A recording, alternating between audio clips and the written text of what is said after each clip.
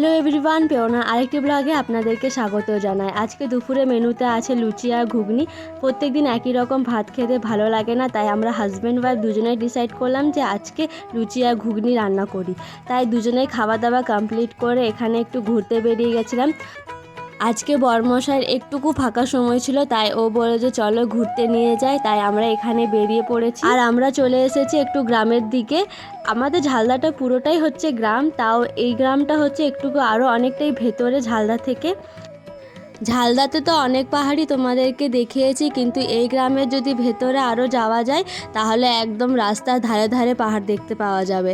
আর দেখো, এই যে একদম রাস্তার ধারে আছে আরেকটা পাহাড় আছে, সেটা একদম রাস্তার ধারে, আর সেটা হচ্ছে এই পাহাড়টা।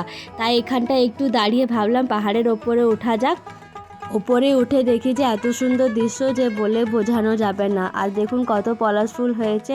দোল আস্তে আস্তে দেখবেন আরও পলাশ ফুলে এই জায়গাটা পুরো ভরে যাবে।